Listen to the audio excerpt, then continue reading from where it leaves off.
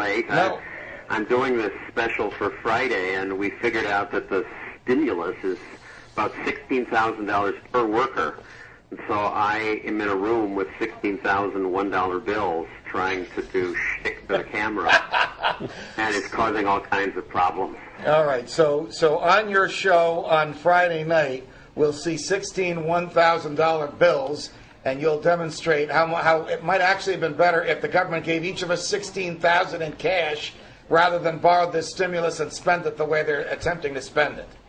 Yes, so you being a lawyer are almost as innumerate as Nancy Pelosi, as we'll point out in the special. It's not 16,000 $1,000 bills, just 16,000 $1 bills. That would be billions per person, which they haven't started spending yet.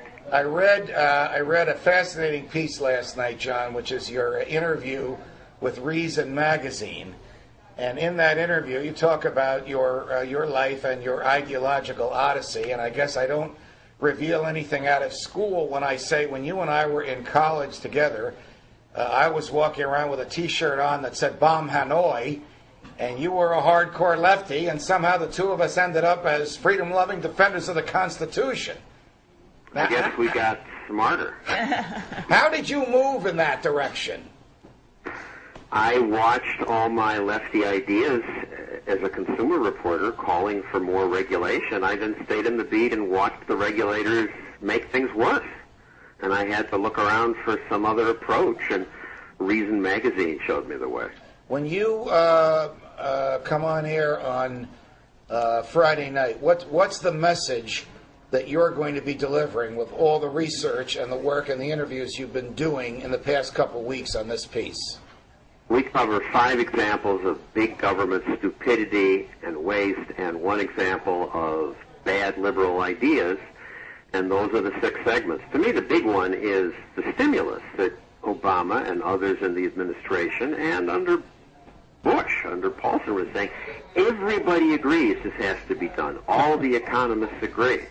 And Cato got 300-plus economists to say, no, we don't agree. We think government action will make things worse. So I interview some of them and confront Steny Hoyer about that. Well, why is it, do you think, that none of the Cato people whom you and I know and who you interviewed got their message across to George Bush? Why is it that you think of the death throes of his administration at the height of the election campaign, when at that point the outcome was uncertain, he said, and he brought this argument that Hank Paulson wrote on the back of a napkin practically, that we have to spend $700 billion and there isn't even time to debate it.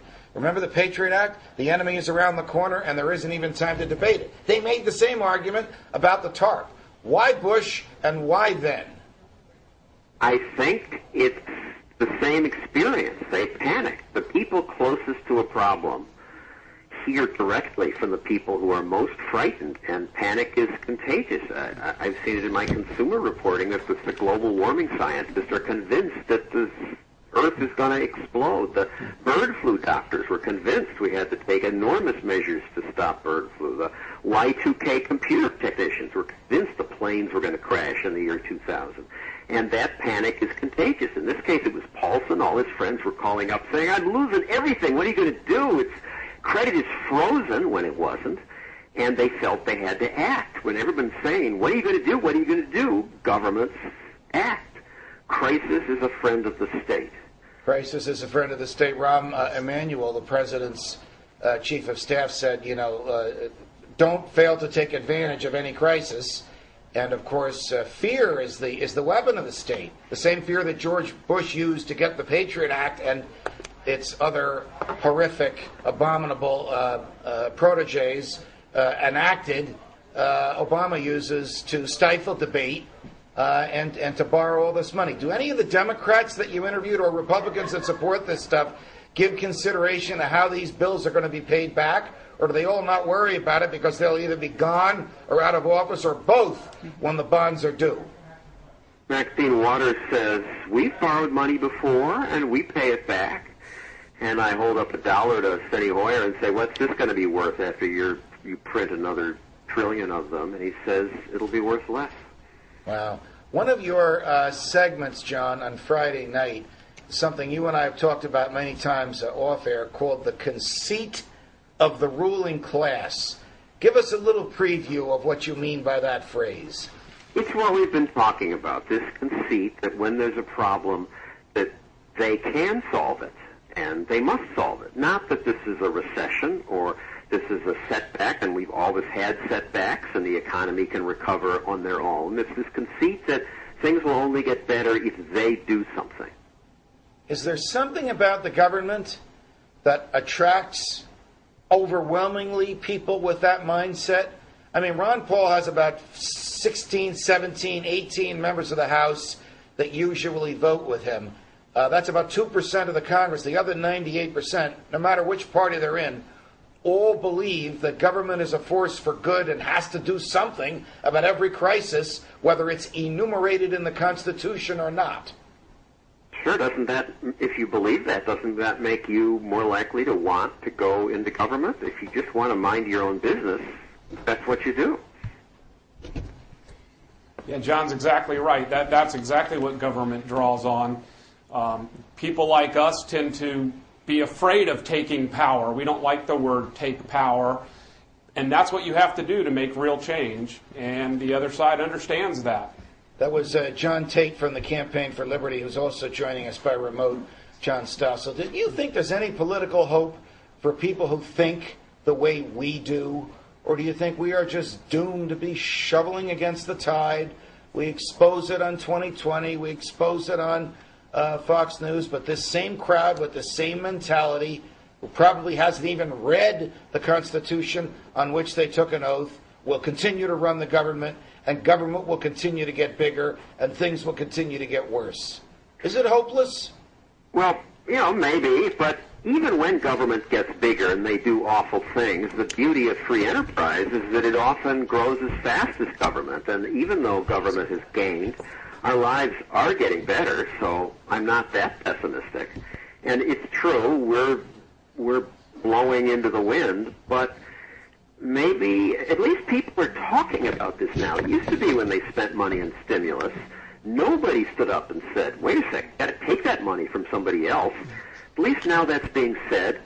I never thought welfare reform would happen, so who knows? All right. Peter Schiff? Yeah, John, is anybody, in all your discussions of the stimulus, is there anybody that's questioning the idea behind the stimulus, the fact that the last thing we need right now is more borrowing and more spending, that the fact that people are spending less, the fact that credit is being reallocated away from consumers is actually part of the cure? It's actually a necessary process to restore balance to our economy?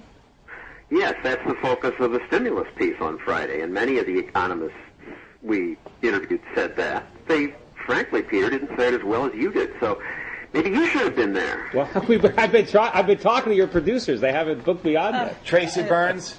John, I have a question about Steny Hoyer.